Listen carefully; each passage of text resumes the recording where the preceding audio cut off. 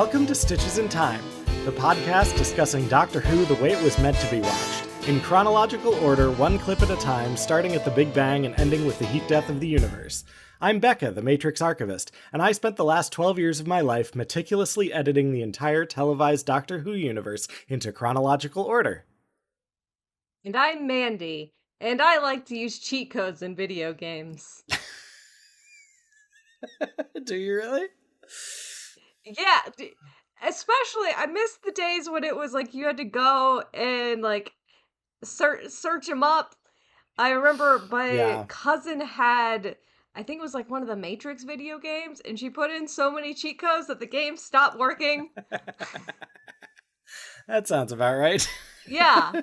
So as we're recording this, first of all, the trailer for the podcast has dropped, which I'm very excited about. We actually have a feed, and also we have new episodes of Doctor Who. We have the Space Babies and the Devil's Court came out on Friday. Which we definitely have not watched because, according to you, that's not the proper way for us to watch it. It's not the right order to watch it. There's no reason. You would think that if they're going to be going to they're like starting with season 1 on Disney Plus, that they would start in the beginning, like they should. Like, this is their great time to kind of fix things. But it doesn't seem like they're going to fix things. It doesn't seem like it. I mean, I'm going to have to muscle through watching like bits of them just so I can put them into the right order for the rest of us sane people. And I think we're gonna actually get to one of them pretty soon. but for now, where are we in the timeline? So right now, today we are talking about the Giggle, specifically the 12 minutes and 10 seconds of the Giggle, where they are in the realm of the Toymaker, and trying to escape those hallways and stuff. The show is just beginning. Worldwide premiere. I love that it like you put the time in it. I'm assuming that this is an out of time bit, because it says like, oh, it's 4 billion BC, and 4 billion BC looks a lot like the late 19th century, early 20th century. This is a randomly placed bit. It is yes, as you say, it is 4.33 billion years BC. Basically, I did that because the Toymaker lives in his own dimension and his own realm, and can clearly like pop back and forth from the past to the future and stuff. So sort of made sense to me that his universe would be a separate time from the time that the rest of the episode takes place in. The only defining thing that we have for it is that it's definitely not 2023, because he says, let's go to 2023. Right, yeah, exactly. And you can't go there if you already am there. Let's go there now. Oh, we're here. Okay.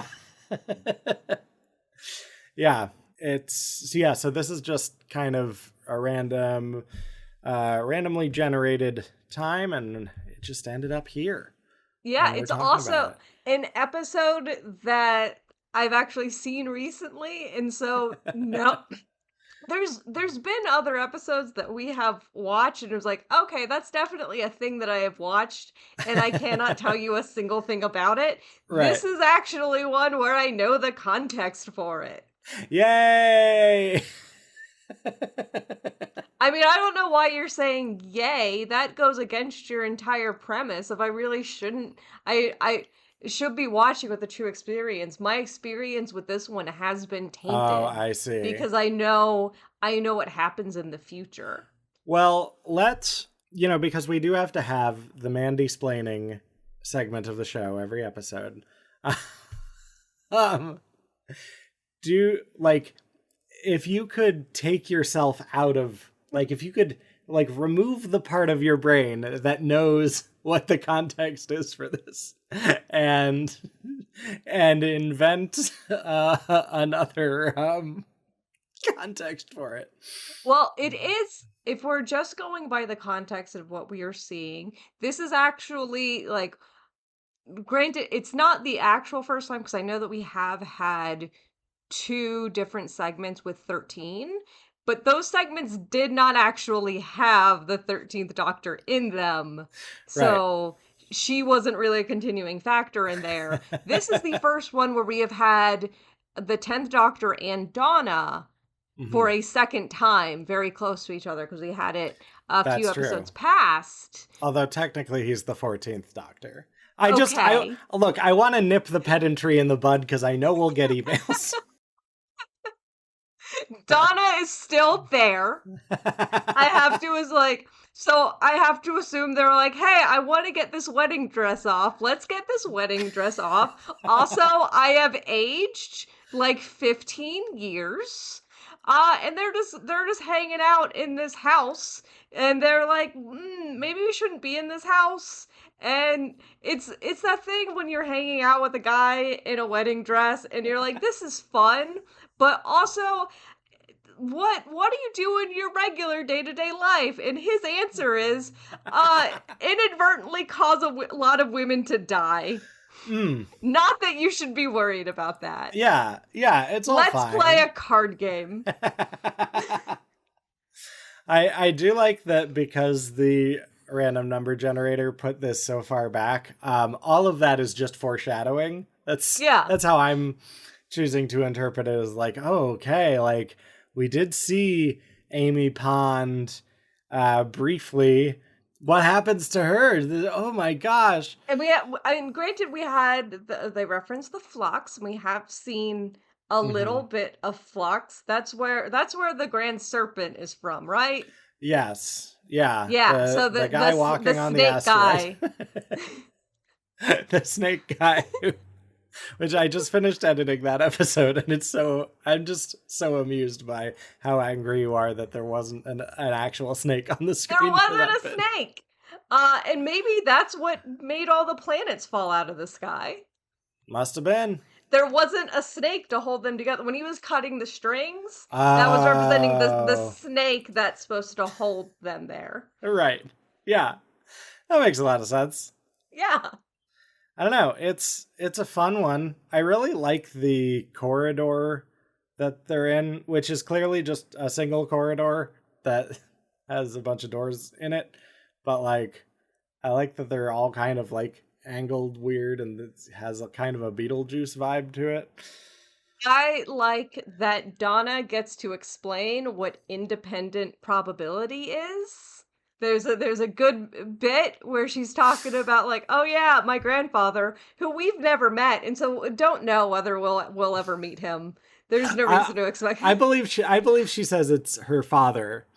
Her father, okay. Yeah. Who we also haven't met. Yeah. Yeah. A male figure of some sort is like, oh, cards don't know what happened the last time. It's like, yes. This is an educational television show. This is teaching you that the gambling streak that you have means nothing. Don't fall for it. This is an important PSA from Doctor Who. Don't go to Vegas and continue betting because you are on a winning streak. Your winning streak means nothing. Independent probability is a thing. Yeah, it's an important piece of science and mathematical literacy for people to understand that, you know, if I flip 3 tails in a row, doesn't mean that I'm going to flip definitely heads the next time.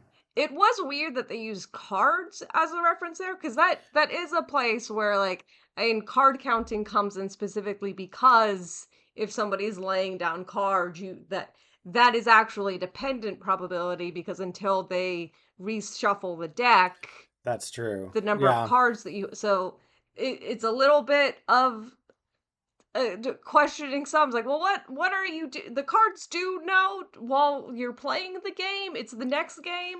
Yeah. And you gotta make sure you get someone to reshuffle for you. I did some research into card counting. Weirdly, not for this, just just to learn about it, really. Like, We all know about your debts. I guess the idea in card counting for blackjack is that, you know, the saying the house always wins. Like, all of these games are designed to have a probability of the house, or should we say the Toymaker, who I'm sure runs at least one casino.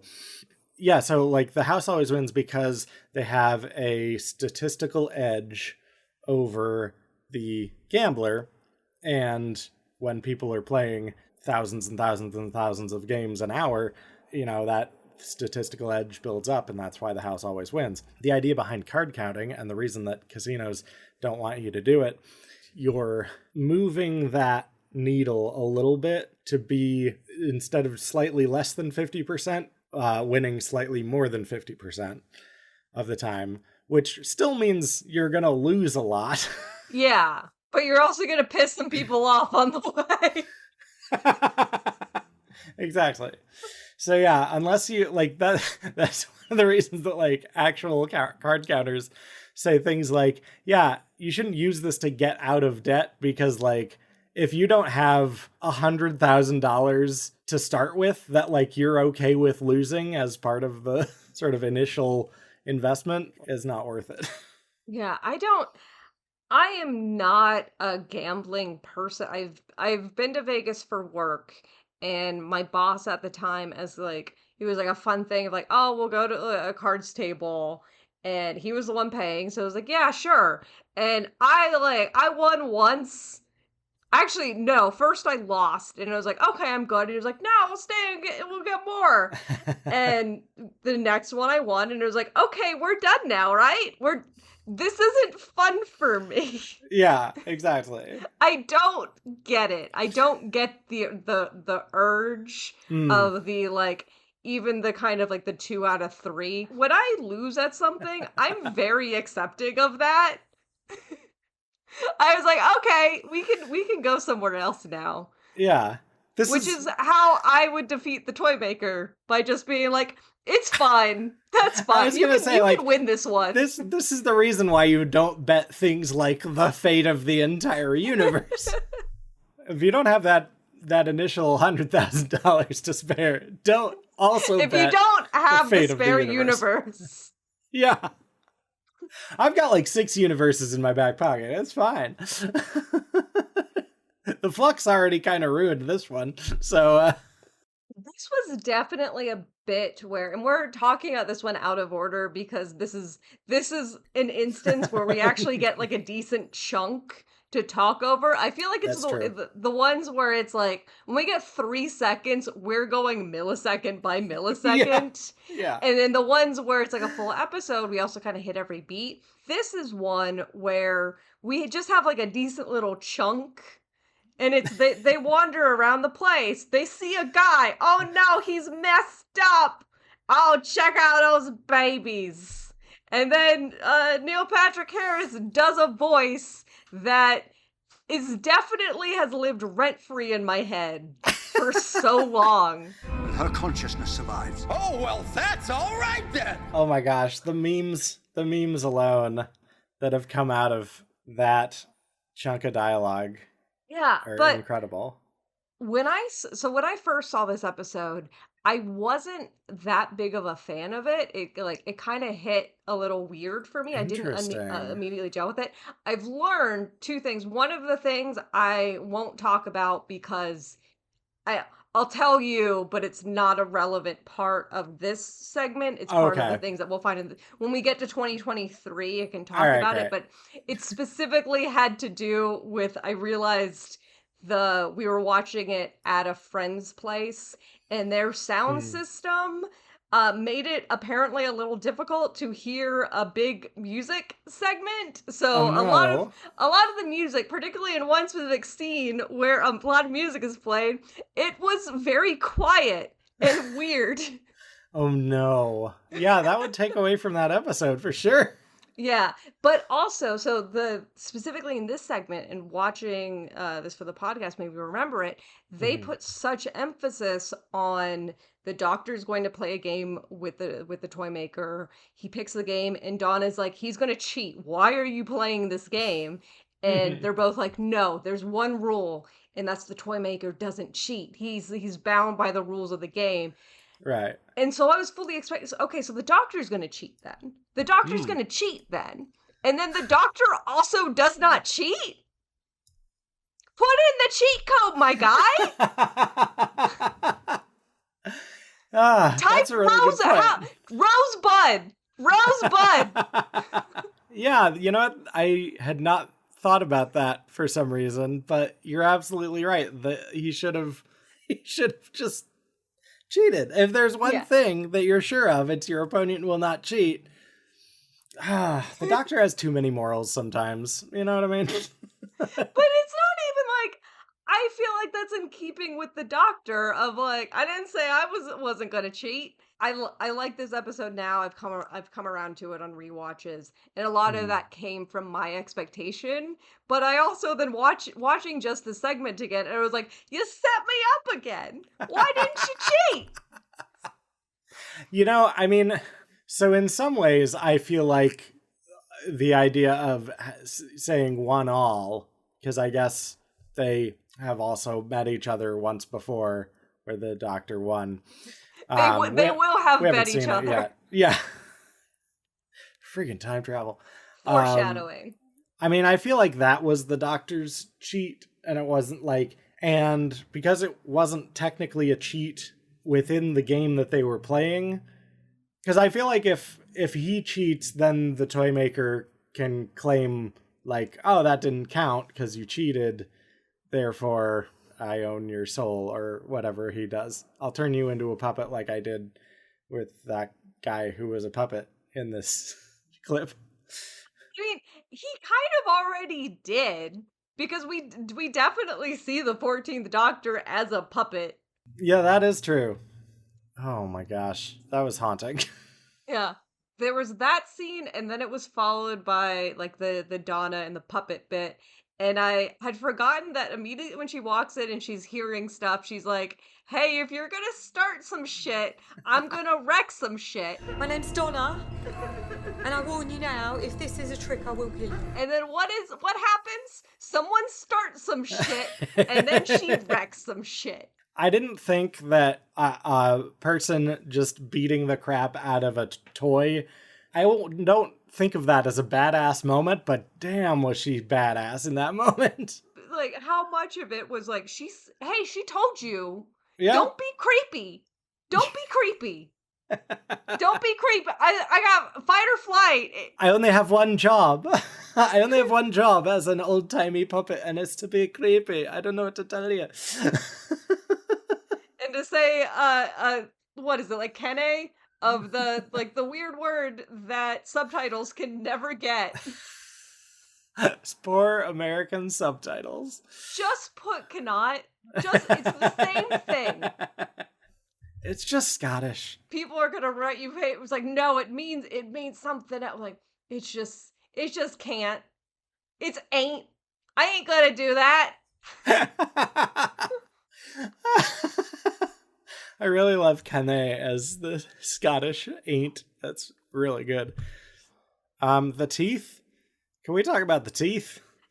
Yeah, like, I know that Neil Patrick Harris has veneers, and so I can't tell where bad veneers start and bad CG ends. I can't tell which one is like, he could maybe have that many teeth. Look, Neil Patrick Harris is just a mystery. Who knows how many teeth he has in real life? I never watched How I Met Your Mother. I don't know how many teeth he has. You know what? I have watched How I Met Your Mother. How many teeth does he have? I didn't do a deep Stitches in Time dive on it, so I haven't been counting teeth like I have in Doctor Who, or I know how many teeth everyone has in Doctor Who. The Stitches in Time of How I Met Your Mother is just the entirety of How I Met Your Mother, and then all of the random like scenes of the guy All with of the his scenes with the children, kids. and you just realize that conversation made no sense. I actually like, there are so many flashbacks and like flash forwards and just like weird stuff that they do in that show that like doing the Stitches in Time treatment of it would be a pretty epic undertaking, I think. Well, we know in like 15 years from now when we're done with this. Yeah, look, I'll have to have something else to occupy my time in the meantime. So once we reach the end of the universe in Doctor Who, we'll do a How I Met Your Mother. Do you think anybody will even remember that How I Met Your Mother existed in 15 years? No, I mean they wanted to so much with that How I Met Your Father. Yeah. And that died the way it should have. This was really I've talked about Tumblr a lot. This is really an episode that was tailor-made to bring back the Tumblr girlies. Of like, hey, it's Russell T Davies. He's bringing back David Tennant. He's bringing back Donna. We have Neil Patrick Harris now. Also, Unit is awesome. Like, just, oh, we have money from Disney. Isn't this interesting? I don't know. I think it worked. I mean, look, I'm not on Tumblr. Do you get the sense that the Do you get the sense that the Tumblr girlies are back in the fandom? I think that like some of the Tumblr girlies are back, but it's become a weird thing. I have watched an entire like 180 on some Tumblr girlies, like because the Tumblr girlies, they love RTD, they hate Moffat. And interesting. I had always kind of had this thing of like people are going to turn around on Moffat. People are going to go back and they're going to rewatch and be like, Moffat isn't as bad as we thought. And people have gone so far where there are some select people who now love Moffat and they hate RTD. Oh my gosh. I think it's just people want to have opinions. Yeah, and it's not, nuance is not a thing that we can have. This is about stan culture. This is the internet, goddammit. Yeah, this is the person who is problematic, and it's like, yeah, RTD, it's that he did too much about pronouns. He did too much about pronouns, and now we hate him. What? We want to go back to when Moffat could not write a woman if he was horny about her. This is exactly why I'm not on Tumblr. This is the whole reason. And thank you for being our Tumblr liaison here at Stitches in Time. Appreciate that. It's just going into the trenches, but it was definitely a weird thing. Like, I feel like the Neil Patrick Harris got a lot of hype, but also people have kind of like gone back and realized like, I think because Neil Patrick Harris is older and so he's not a hot twink anymore, like twink death really kind of impacted things. And like, hey, remember what he did with the Amy Winehouse cake? Remember the Amy Winehouse cake? Do you know about the Amy Winehouse cake? I don't know about the Amy Winehouse cake. He had a party. It may not have been it was like a cake or charcuterie board. He basically made had a party and had his food, which I feel like it was either a cake or a charcuterie. Cake makes more sense, but for some reason I'm thinking it was a charcuterie that would look like Amy Winehouse's dead body. What the fuck? And that was the sort of joke that you did during that time period. Wow. It's not a great thing to do. And now people are like, maybe we shouldn't have made so many gift sets of him. I think it's fine. I think you can tell a bad joke and still be allowed to live. Otherwise, how could we get this podcast made? Exactly. This entire podcast is just one giant joke that should never have been made. Well, I don't have anything else for the giggle. You? I'm trying to like see if I can summon the courage to do that same, well, that's all right then. And I can't. It's so perfect. It's really good. Anytime someone tells me something fucked up, that's just what goes in my head. Well, I'm definitely putting a clip of that in this episode right here then. No, she. That's the one thing he won't do. That whole sequence is so very good. It's just like, here's a recap for all of the people who haven't watched in a really long time. Here's what happened. A lot of death. Here's a recap for all of the people who only came back because Donna showed back up. Like, Yeah. oh yeah, what has happened since Donna? Because that's the last time I watched this show. And be like, I'm sure a lot of you remember Amy.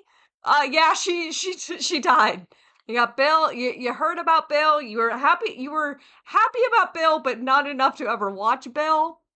She died. The entirety, all of the 13th Doctor's companions, not worth remembering. The 13th Doctor's companions were just a bunch of planets. Mercury. They all died. Venus. Jupiter. Oh my gosh, wait, are we doing a 13th Doctor Sailor Moon crossover right now? I mean, it would explain it because it was so sapphic. That's true. That's very true. Wait, do you think Jodie Whittaker is now a Disney princess because of the Doctor Who moved to Disney Plus? I mean, I would sooner say that any of the companions would be princesses. Great. I love that too. Donna Noble, Disney princess. Not the Disney princess we deserve, but the Disney princess we need. I'm happy to wrap it up there. I also, I've done pre-recordings of all of our, like, leave us a review and all of our social media stuff, so we don't have to do that every time. Yay! Yeah! Thanks for listening to Stitches in Time. Music by Becca the Matrix Archivist. Art by Mandy Ukendo. Logo by Ben Padden. Please make sure to rate us and leave us a nice review. It helps new fans find the show.